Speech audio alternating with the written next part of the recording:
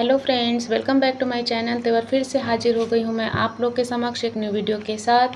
तो फ्रेंड्स, आज के अपने इस वीडियो में मैं लेकर आई बहुत ही खूबसूरत सी बेहतरीन मूवी के बारे में, जिसका टाइटल है प्यासा, जो कि 1957 में आई थी दोस्तों। और इसको इसके जो निर्देशक थे वो हैं गुरुदत्त जी।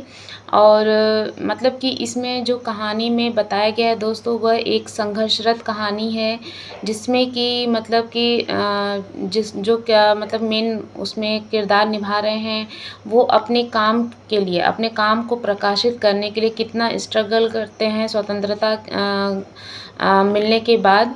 तो उसी पे ये पूरी कहानी है दोस्तों, और इसी के बारे में आज मैं अपने इस वीडियो में बताऊंगी। और दोस्तों, यह जो फ़िल्म है ये भारत की और बोले तो पूरे विश्व की सर्वश्रेष्ठ फ़िल्मों में से एक गिना जाता है। और संक्षेप में मैं आपको बता दूँ, इस फ़िल्म की जो कहानी है वो यह है कि प्यासा एक बेरोज़गार कवि विजय के बारे में है, जो कि अपने अकेलेपन, नौकरी की कमी और बेकार छवि से जूझ रहा है। अपने घर से भागने के बाद जहाँ उसके भाई उसका शोषण करते थे, वह सड़कों पर भटकता रहता है। वह मीना से मिलता है, जो कि एक अमीर महिला है और एक पत्रिका चलाती है। विजय मीना को अपनी कविताएं दिखाता है, लेकिन वह उन्हें प्रकाशित करने से इनकार कर देती है। बाद में विजय की मुलाकात गुलाबों से होती है, जो कि एक वेश्या है, और वह उसे अपनी कविताएं सुनाता है। गुलाबो विजय की कविता से प्रेरित होती है और उसे प्रोत्साहित करती है। विजय और गुलाबो एक दूसरे के प्यार में पड़ जाते हैं, लेकिन समाज उन्हें स्वीकार नहीं करता है। फिल्म विजय के संघर्षों, उसकी कला के प्रति समर्पण और समाज की क्रूरता को दर्शाती है। दोस्तों, यह गुरुदत्त द्वारा निर्देशित और निर्मित अभिनीत फ़िल्म है और सदाबहार रोमांटिक फ़िल्मों में से एक कही जाती है। और जिस प्रकार साहित्य को समाज का दर्पण कहा जाता है, उसी तरह से यह जो फ़िल्में इस तरह की होती हैं, वो समकालीन परिस्थितियों से प्रभावित होती हैं। दोस्तों, समाज के छल और कपट से आक्रोशित नायक द्वारा अपना मौलिक अस्तित्व को ही अस्वीकार कर देना, इस चरम सीमा की इसी हताशा को गुरुदत्त जी ने बेहतरीन तरीके से प्रस्तुत किया इस मूवी के माध्यम से। दोस्तों, विश्व प्रसिद्ध पत्रिका की अगर बात करें तो उसमें से 10 सर्वश्रेष्ठ रोमांटिक फिल्मों की सूची में यह फिल्म जो है वो आती है। और यह फिल्म 1957 में आई थी, जैसा कि मैंने आपको पहले भी बताया।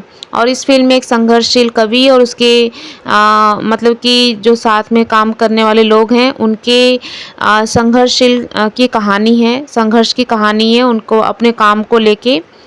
और अगर हम बात करते हैं दोस्तों कि इस मूवी में गुरुदत्त जी ने विजय का रोल किया है, जो कि मेन किरदार हैं। और उनकी सारी जो कृतियां हैं इस फिल्म से जुड़ी हुई, वो सारी मतलब सर्वश्रेष्ठ हैं। और विजय की रचनाएं जो हैं वो अमीरों के अत्याचारों का विरोध व गरीबों के समर्थन में है। मतलब कि जो उन्होंने उस मूवी में दिखाया है उसमें यही है, अमीरों के अत्याचारों को और गरीबों के समर्थन को दिखाया है। पर प्रकाशकों ने उनका महत्व न समझा और स्वयं उनके भाई उनके लेखन को व्यर्थ समझते हैं और उनकी रचनाओं को एक कबाड़ी को बेच देते हैं। मतलब ये स्टोरी में ये सारी चीज़ें हैं। तो स्टोरी जो है दोस्तों, जब आप सुनेंगे और उसको देखेंगे, मतलब सुनने से, बोलते हैं ना कि सुनने से ज़्यादा देखने पे प्रभाव ज़्यादा पड़ता है।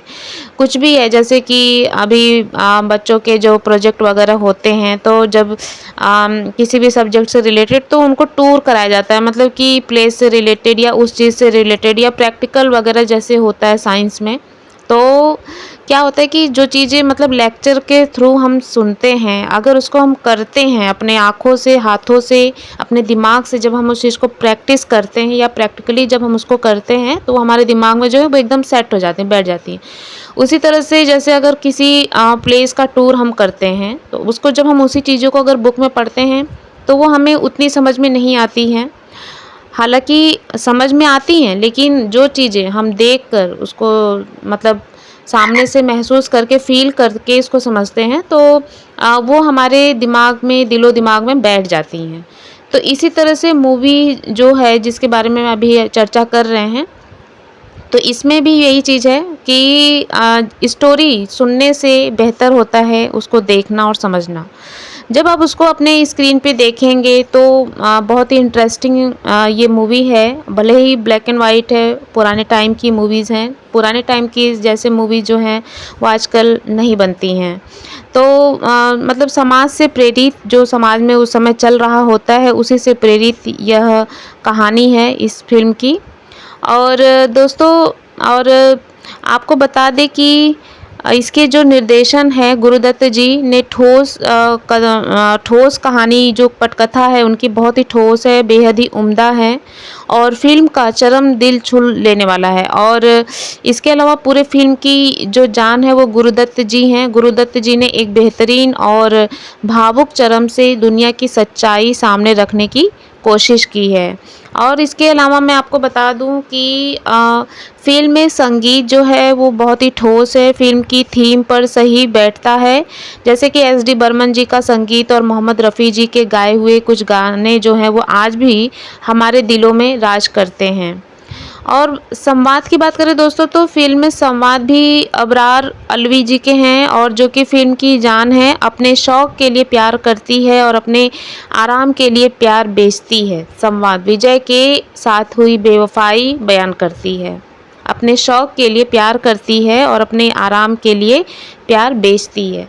वही दूसरी तरफ है, तो मैं यहाँ क्या कर रहा हूँ, मैं जिंदा क्यों हूँ गुलाबो, निराश हताश विजय की दुर्दशा दिखाती है इस लाइन के माध्यम से। हालांकि फिल्म एक दृष्टि से बहुत ही धीमे चलती है और कुछ स्थानों पर थोड़ी बोरियत सी लगती है, पर गीत, संगीत, अभिनय, संवाद, शेष सभी कसौटियों पर खरी उतरती हैं। प्यासा आज भी उतना ही महत्व रखती है और शायद इसीलिए इस फिल्म की आज भी उतनी ही महत्ता है।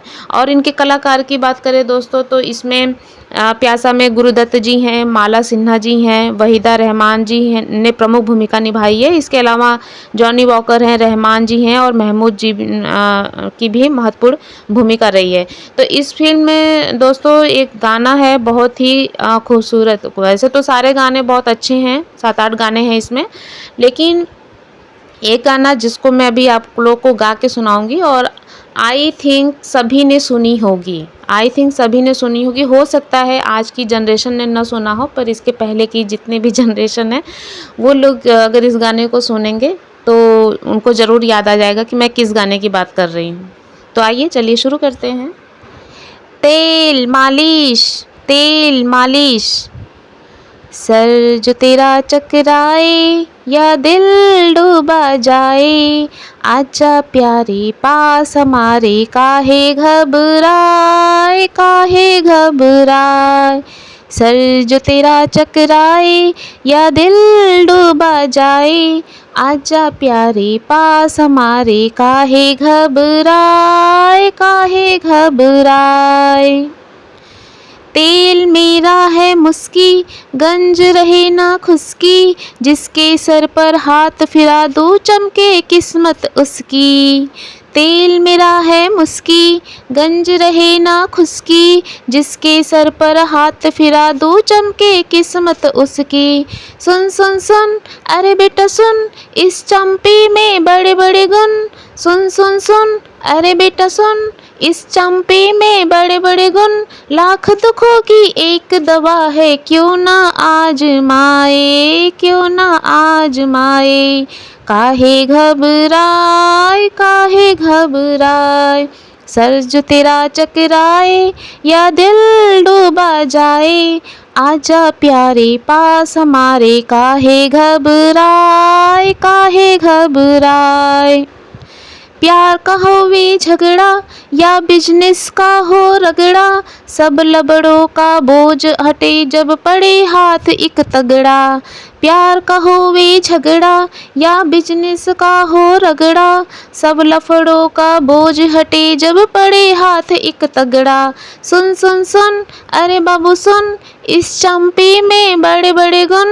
लाख दुखों की एक दवा है, क्यों ना आजमाए। काहे घबराए, काहे घबराए, काहे घबराए।